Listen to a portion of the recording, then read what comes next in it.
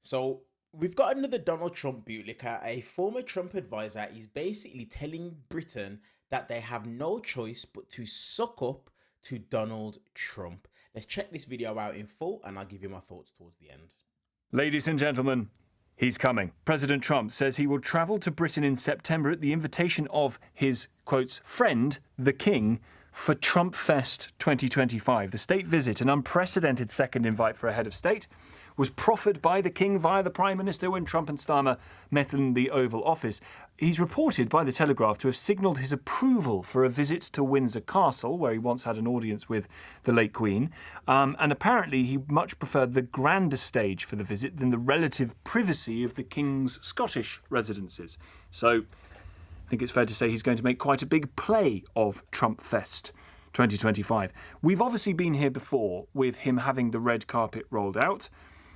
But is it in our interests to fawn over him like this? Is it going to make him more approving of the United Kingdom when it comes to trade deals or indeed dropping the tariffs? Front page of the Times today says that Trump is going to keep the substantial tariffs on the United Kingdom of 10%.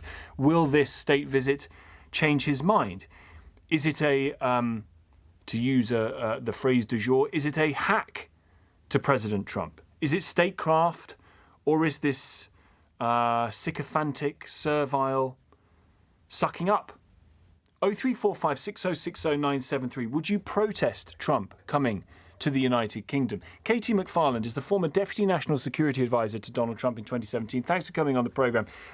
He's clearly very keen on it, likes the idea of it. What do you think the UK can achieve from it? Afternoon. Good afternoon. The most important thing for the UK and really for the US in this relationship is to get a new bilateral trade agreement.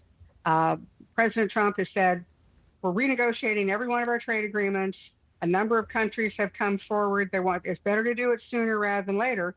And as I understand it, in talking to my friends who are in this Trump administration, Great Britain is one of the top 3 or 4 countries that we are already in negotiations with. And I would add to that, in the first Trump term, we really went quite a long way towards having a US-UK free trade agreement, but then your politics, our politics got in the way of it. It didn't happen. President Biden had different priorities. But the priority, I think, of President Trump is to get a trade agreement, get many new trade agreements, but Britain would be at the top of the list. And why not take advantage of the fact that he's an Anglophile? Sure. But there are some people, Katie, who in this country say that the manner in which we have gone about rolling the red carpet out for President Trump, who has views that a lot of people in this country completely despise, is like sucking up to him. Look, we're your greatest trading partner. Do you really want to jeopardize that? You know, there's a reality that President Trump understands. It's like a, geopolitics, but with an economic twist. And that's the single biggest reality in the world right now, is that the United States is the world's largest market. We're bigger than Europe. We're bigger than China, certainly. And every country needs to sell their goods in our market more than we need to buy their goods. But how for example, Scottish whiskey. Sure. We love it. America would love it. But, we have alternatives. You guys don't have an alternative. And so we're going to take full advantage of those economic situations. Irish and whiskey. I think it's to your advantage. Be first in line. Have a good deal. I just think there's also an issue here, though, isn't there, with being able to trust the deals that people make with President Trump, given that he has already in this term reneged on deals that he signed with other nations in his first term. It's a very different situation now than it was in his first term. And China's in a different position. Europe's in a different position. Europe's had no economic growth. China's not recovered from COVID. The United States economy is doing better. The United States is leading the technology revolution. So why not, look, every president, every prime minister, every leader would be committing malpractice if he didn't put the interests of his own nation first. And in this case, President Trump is rewriting these terms because it's America first. It's in our interest. Frankly, it's in Europeans' interest, too, to do these new bilateral trade agreements. So, it really is up to you. We can live without it. You probably can't. Even if it means, from the UK's point of view, changing standards and possibly even lowering them in some areas like food and moving away from the European standards on those things. There are, if I understand it, there are sort of 2 major areas of sticking points between a bilateral trade agreement. In the first Trump term, a lot of it was over food. Yes. Now, in the second Trump term, a lot of it is now over artificial intelligence, technology issues. But nobody's going to force anybody into an agreement. If agreement can't be reached, well, it can't be reached. But there are other aspects. It's not just the tariffs of the tax you charge on our goods into your market, the tax we charge on your goods into our market. There are a lot of other obstacles to free trade, and they can be worked out. I mean, there are other things that can be compensated. It's a package deal. Is Great Britain going to increase its defense expenditures? Is Great Britain going to, for example, import American liquefied natural gas to help your energy sector? There are a lot of aspects to a bilateral trade agreement that are not just trade, but security and other aspects as well.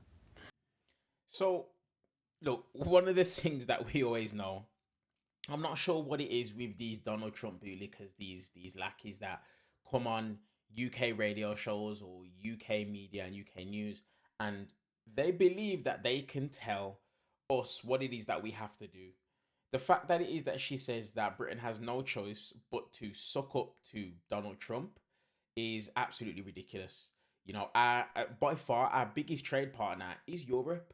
There are other alternatives of where it is that we can get things from. And it's just about the people that are in power right now, Keir Starmer, Labour, actually understanding that and stop sucking up to Donald Trump consistently.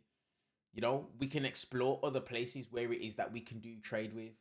You know, if these are the games that Donald Trump wants to play, we need to kind of match him and play the game ourselves as well.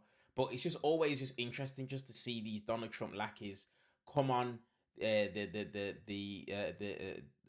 radio show or a TV show in the UK and tell us Brits what it is that we need to do.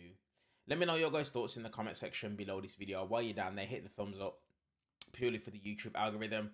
And also while you're down there as well, hit that subscribe button and turn on the bell notification so that you get notified every time we upload a brand new video. Appreciate you guys, and I'll see you guys in the next one.